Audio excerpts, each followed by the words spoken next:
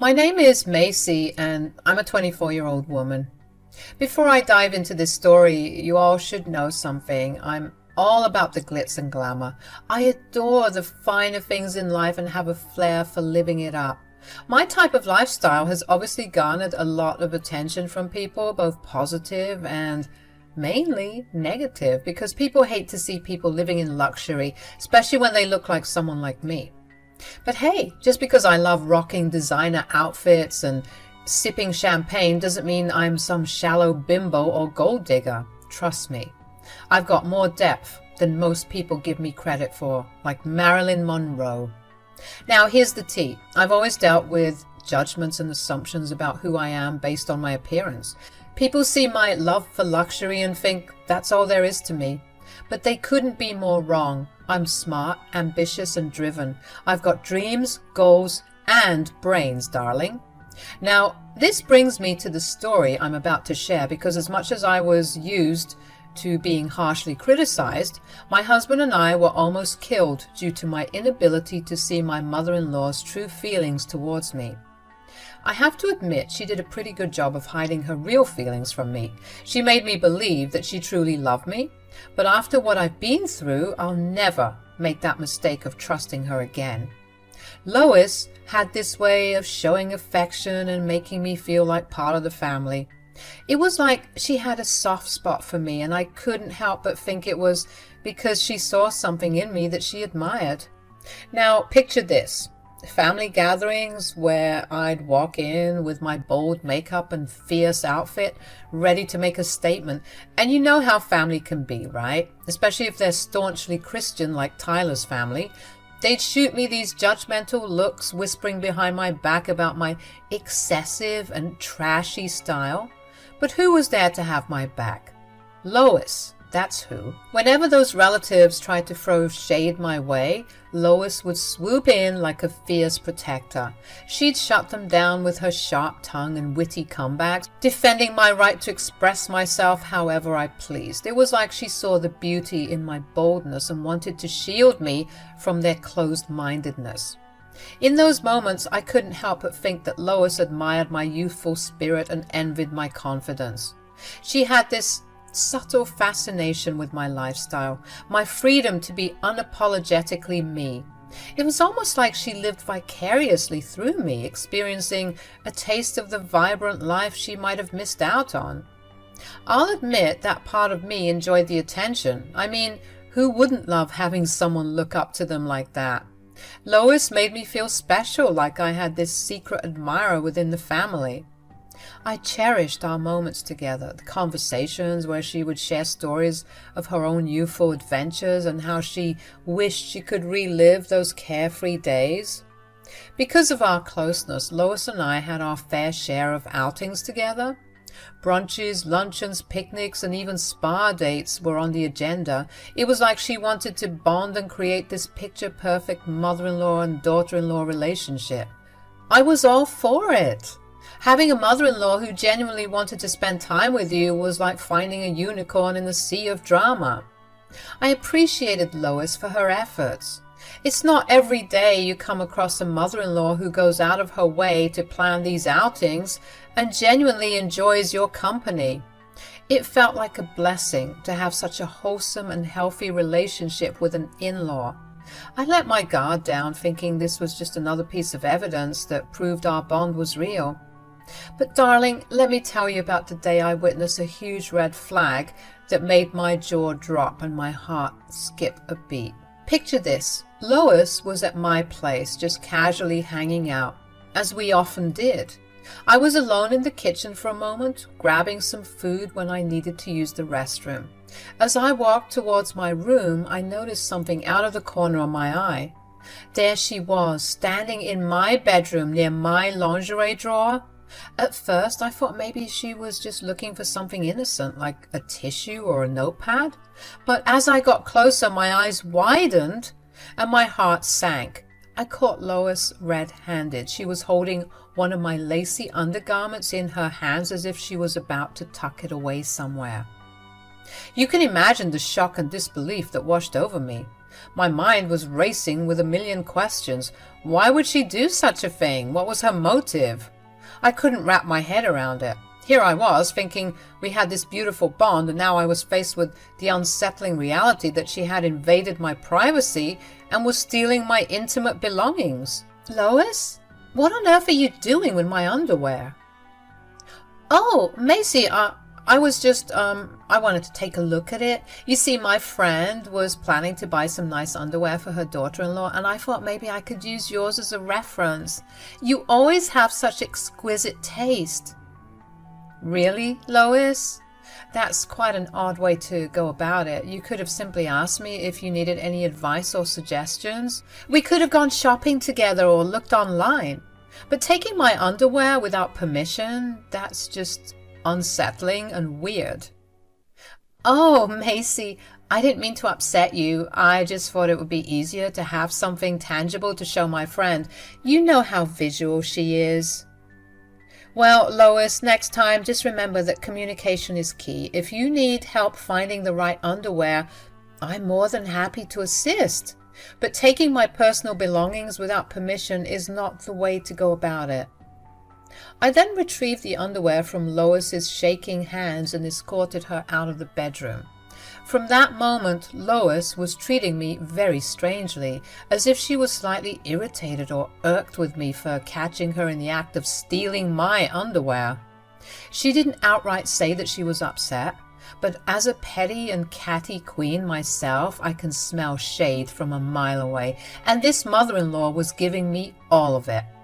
She started talking about her going through my things wasn't a big deal at all, and that I was being sensitive and bratty. Lois, I can't believe you're trying to downplay this. It's not just some underwear. It's my personal belongings, and I have every right to feel uncomfortable when someone goes through my things without permission. Oh, come on, Macy. You're being overly sensitive about this. It's not a big deal. You should really grow up. Lois, it's not about being sensitive. It's about respecting boundaries and personal privacy. I thought we had a good relationship, but this behavior is making me question that. Fine. If you're going to blow this out of proportion, maybe I should just leave. I can't believe you're making such a fuss over a little misunderstanding. Before I could even stop her, she huffed and puffed her way out of my home, slamming the door behind her. Later that night, when Tyler arrived home from work, I mustered up the courage to share what happened earlier in the day. Tyler, something really strange happened today with your mom. I caught her going through my underwear drawer without permission. When I confronted her, she tried to brush it off as if it was nothing. Wait, what? That's really weird. Why would she do something like that? She said she was doing it as a favor for a friend who wanted to buy some underwear for her daughter-in-law. But it sounded like a half-baked excuse to me. It made me extremely uncomfortable. I tried to talk to her about it, but she just got defensive and left in a huff. I can't help but feel like something isn't right. I get you, babe. Maybe she's just going through some strange phase or something. Could be a sign of her growing older or becoming a bit unpredictable. I don't think so, babe. I spent a lot of time with her, and she seems fine. Well, I mean, you never know, right? Mental deterioration has to start somewhere. Maybe it started today. Regardless, it's important that we address this and set some boundaries. I don't want this to strain our relationship. God forbid it becomes a reoccurring issue, too. Absolutely, Macy. We'll talk to her about it and make it clear that invading your privacy is not acceptable. I'm sorry for my mom's weirdness. Yeah, I guess it's okay. I'm just trying to get past it and turn a blind eye. That's the spirit. You two have such a cute relationship. I would hate to see that go down the drain due to a misunderstanding.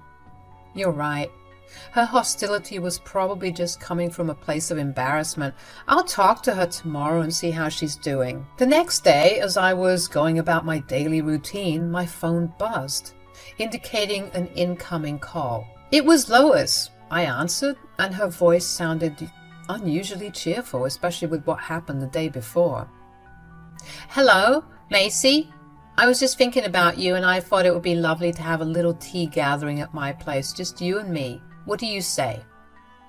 I was taken aback by the invitation. She acted as if the events of the day before never happened. Nevertheless, I tried to remain open-minded, thinking that maybe she wanted to have a heart-to-heart conversation or simply spend some quality time together and put what happened behind her.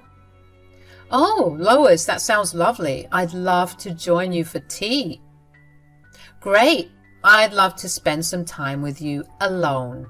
I couldn't help but feel a twinge of suspicion that Lois's statement, the way she enunciated the alone part, made me furrow my perfectly manicured brows, but I brushed it off. After all, we'd often spend our time alone, as she put it, just the two of us. When I shared the news with Tyler, he seemed optimistic about the tea gathering. "Oh, that's great news. See, you two are about to bounce back like normal." "I guess you're right." "What's the problem?"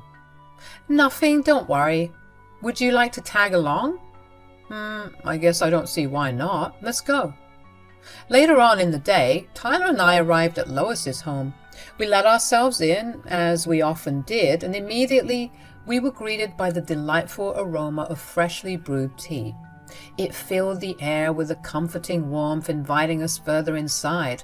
My apprehension and awkwardness from the events of the day before was slowly being replaced with a mix of relaxation and excitement. I was ready to enjoy my afternoon and squash the whole issue, clearly seeing that Lois was extending an olive branch. As we entered the elegant living room, the sound of soft classical music filled the air.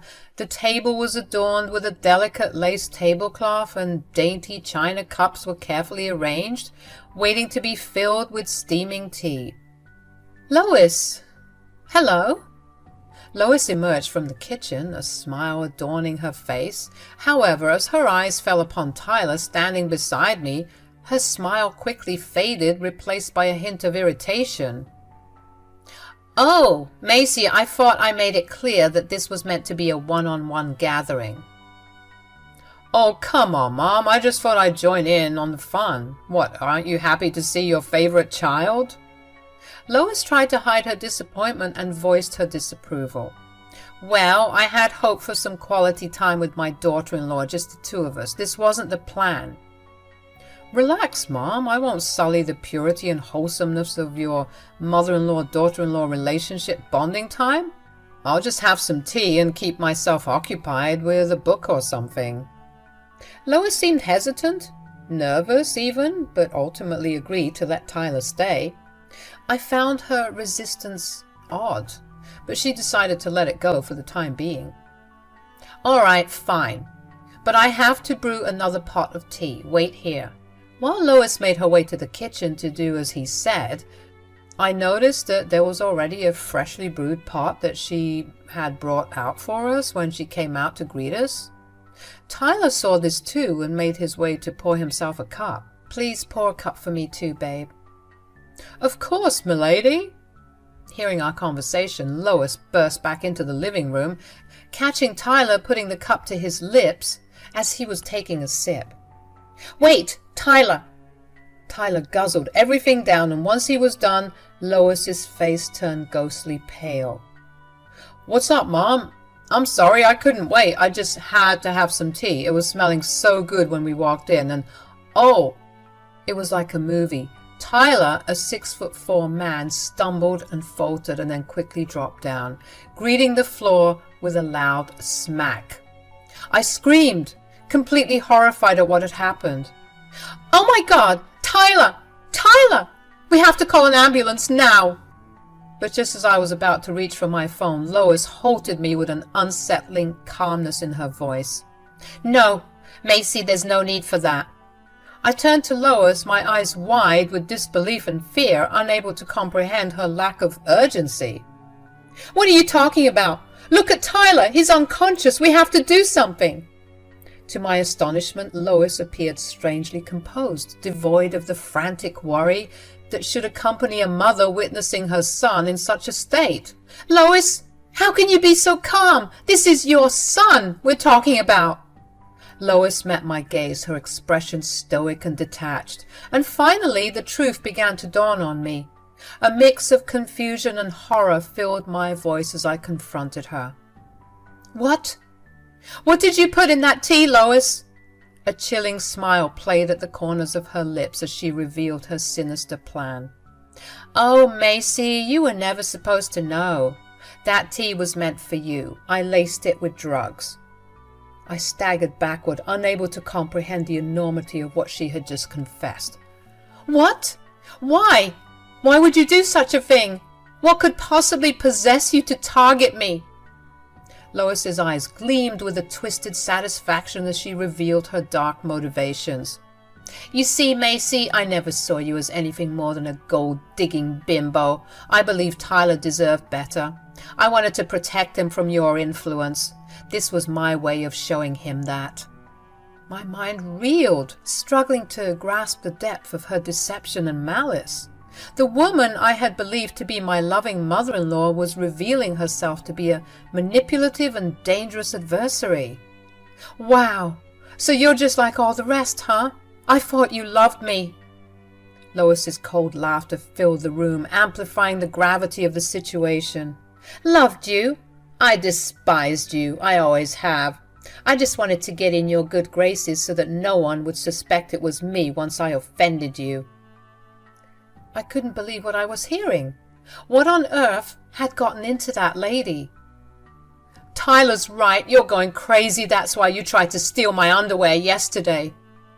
Me? Crazy? Don't be ridiculous. Well, I suppose the cat's out of the bag now. I'll tell you why I was getting your underwear.